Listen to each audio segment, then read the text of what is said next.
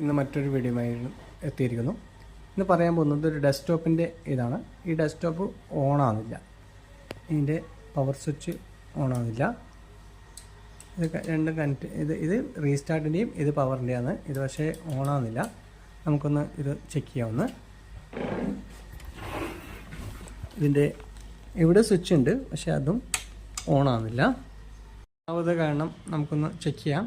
First നമ്മളിപ്പം check ചെയ്തത് പറഞ്ഞാൽ സ്വിച്ച് നോക്കി, പിന്നെ സ്വിച്ച് ഇവിടെ ഷോർട്ടാക്കി നോക്കി, ഷോർട്ടാക്കിയിട്ടും ഓണാകുന്നില്ല. അത് ഇനി നമുക്ക് ചെക്ക് ചെയ്യാൻ പോകുന്നത് നെക്സ്റ്റ് നമുക്ക് പിന്നെ അതിൻ്റെ SMPS എങ്ങനെയാണെന്ന് നോക്കാം. SMPS നോക്കണമെങ്കിൽ ഇതിൻ്റെ പവർ കേബിൾ ഫസ്റ്റ് റിമൂവ് ചെയ്യണം.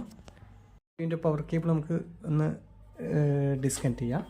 ഡിസ്കണക്റ്റിന് ശേഷം നമ്മൾ ഈ SMPSൻ്റെ ഇത് ഡിസ്കണക്ട് ചെയ്യുക, ബോർഡിൽ നിന്നുള്ള കണക്ഷൻ ഡിസ്കണക്ട് ചെയ്യുക. ഡിസ്കിന് ശേഷം നമുക്ക് ഇത് ചെക്ക് ചെയ്യണം. ചെക്ക് ചെയ്താണെങ്കിൽ അതായത് നമുക്ക് മീറ്റർ വെച്ചിട്ടോ അല്ലെങ്കിൽ നമുക്ക് SMPS ചെക്കറുണ്ട്. ഇതാണ് SMPS ചെക്കർ. ഇത് വെച്ച് നമുക്ക് ചെക്ക് ചെയ്യാം. ഇതിൻ്റെ എവിടെയാണ് കണക്ട് ചെയ്യേണ്ടത്. ഇതിൻ്റെ കോർപ്പിൻ 12 വോൾട്ടിൻ്റെ കണക്ഷൻ കണക്ട് ചെയ്യേണ്ട ഇതാണ്. ഇത് 24 പിന്ന് കണക്ട് ചെയ്യേണ്ടതാണ്. നമുക്കൊന്ന് കണക്ട് ചെയ്ത് നോക്കാം. SMPSൻ്റെ കണക്ഷൻ കണക്ട് ചെയ്തിട്ടുണ്ട്. നമുക്ക് പവർ കണക്ട് ചെയ്ത് നോക്കാം.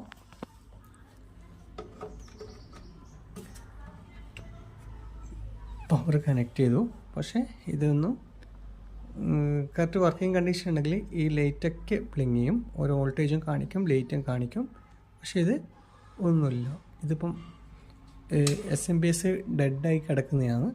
ഇതിപ്പോൾ അതുകൊണ്ടാണ് ഇതിപ്പോൾ ലൈറ്റൊന്നും കാണിക്കാത്തത്. അതുകൊണ്ടാണ് നമ്മൾ CPU വർക്കിംഗ് അല്ലാതെ. ഇതിപ്പോൾ നിങ്ങൾക്ക് വേണമെങ്കിൽ ഡെസ്ക്ടോപ്പിൻ്റെ കമ്പ്യൂട്ടർ ആണെങ്കിൽ ഇതിൽ പച്ച ഡെസ്ക്ടോപ്പിൻ്റെ നോർമൽ SMPS ആണ്. ഇത് പവർ കൂടിയ SMPS ആണ്.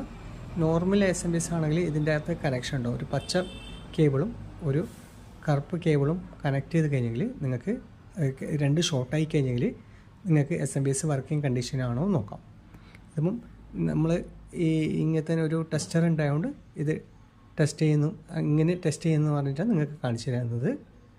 ഓക്കെ, അപ്പോൾ നിങ്ങൾക്ക് ഇങ്ങനൊരു നിങ്ങൾ CPU ഇങ്ങനെ വർക്കിംഗ് ചെയ്യുന്നില്ലെങ്കിൽ ഞാൻ പറഞ്ഞ പോലെ ഫസ്റ്റ് നമ്മൾ സ്വിച്ച് നോക്കാം, അല്ലെങ്കിൽ ഇവിടെ ഇതിൻ്റെ കണക്ഷൻ ഉണ്ട് ബോർഡിൽ, ആ കണക്ഷൻ നോക്കാം, പിന്നെ പവർ കേബിൾ മാറ്റി വെക്കാം. അങ്ങനെ ചെക്ക് ചെയ്തതിന് ശേഷം മാത്രമേ നമുക്ക് അത് പവർ SMPS കംപ്ലൈൻറ്റ് നോക്കാം.